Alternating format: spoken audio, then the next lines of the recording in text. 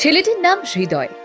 হৃদয় রবি দাস, বয়স 22, পেশায় সেলুনের মালিক। হৃদয় ভালোবেসেছিল পিতৃমাতৃহীন মুসলিম কিশোরী এবং হিন্দু হৃদয়। দুজন দুজনকে ভালোবেসেছিল। হতে পারত মিষ্টি প্রেমের সম্পর্ক, হলো নির্মম পরিণতি। 22 বছরের ছেলেটিকে তার জীবন দিয়ে সেই হিসেব চোকাতে হলো।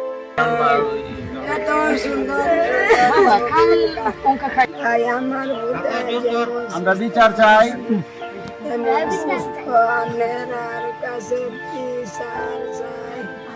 আমার বুতে ফুলের থেকে কেমনে কাইরা নিল, আমার ফুল ফিরে দিত, আমি মা।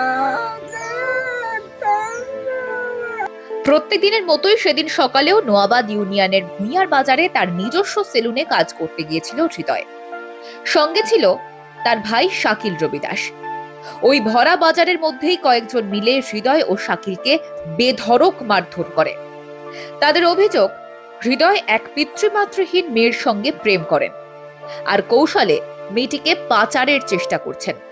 3 হুজুর তারা ডাকিয়া নিছে নেয়া আর মেম্বার চেয়ারম্যান মিলিয়া আর এই ঘরের ভিতরে নিছে। ছেলেরা একটা ছাটারের ভিতরে নিয়ে ওরা কি করছে সেই ছেলে কইতে পারে না, বুঝলেন? তারা মানে মারপিট করছে। সুস্থ তদন্ত করিয়া যাতে একটা সুস্থ বিচার পাওয়া যায়, গরিব মানুষ, নির্ভর মানুষ। খবর পাই গেছি কয়েলে দেখতে পারবেন না, কালকে দেখবেন না থানা দিয়া। সকালে ফোন দিছে সেনাবাহিনী হৃদয় মারা গেছে। স্থানীয় লোকজনের অসন্তোষ তখন চরমে পৌঁছয়।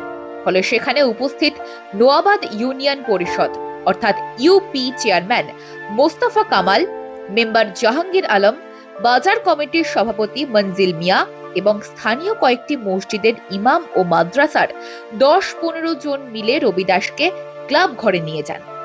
সেখানেও চলে অকথ্য অত্যাচার। তারপর সেখান থেকে কয়েক কিলোমিটার দূরে সেনা ক্যাম্পে পৌঁছে দেওয়া হয় হৃদয়কে। প্রশ্ন হচ্ছে, সেখানে কি তিনি সুরক্ষিত ছিলেন? না, সেনা ক্যাম্প এবং বাংলাদেশ সেনা তার সুরক্ষা নিশ্চিত করতে পারেনি। জানা যাচ্ছে, অটোতে করে তাকে সেনা ক্যাম্পে নিয়ে যাওয়ার সময়ও নাকি মারধর করা হয়েছিল। গভীর রাতে ক্যাম্প থেকে হৃদয়কে আহত অবস্থায় কিশোরগঞ্জের আব্দুল হামিদ মেডিকেল কলেজ হাসপাতালে পাঠানো হলে সেখানে হৃদয় মারা যান। ছেলেকে হারিয়ে কান্না থামছে না পরিবারের।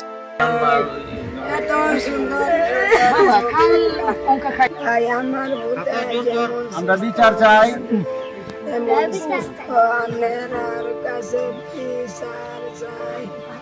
আমার বুতে ফুলের থেকে কেমনে কাইরা নিল, আমার ফুল ফিরে দিত, আমি মা।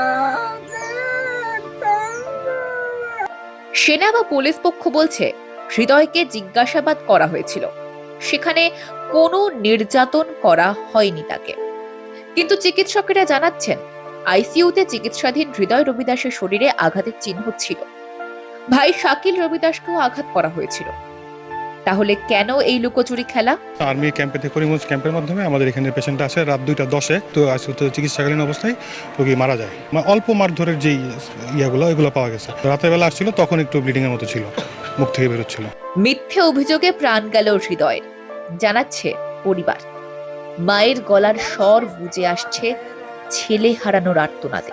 পরিবার সাফ জানাচ্ছে, পাচারের মতো ঘৃণ্য চক্রের সঙ্গে ছেলের হৃদয়ের কোনো যোগ নেই। তাহলে তাকে প্রাণ হারাতে হলো কেন? হিন্দু বলে? সংখ্যালঘু বলে? এইভাবে ধর্মীয় ভাবাবেগে আঁচড় কেটেই কি শান্তি প্রতিষ্ঠা করতে চাইছেন ইউনূস সরকার? বাংলাদেশের অন্তর্বর্তীকালীন সরকারের প্রধান উপদেষ্টা ডক্টর ইউনূস, দেশে শান্তি প্রতিষ্ঠার দায় তার। শান্তি পরিস্থিতি বিঘ্নিত হলেও সেই দায় তার। তিনি কি প্রমাণ করতে চাইছেন যে বাংলাদেশ শুধু মুসলিমদের দেশ, আর সেখানে হিন্দু বা অন্যান্য সংখ্যালঘু মানুষের ঠাঁই নেই? এ প্রসঙ্গে আপনাদের মতামত লিখে জানান আমাদের কমেন্ট বক্সে। ব্যুরো রিপোর্ট, মাধ্যম।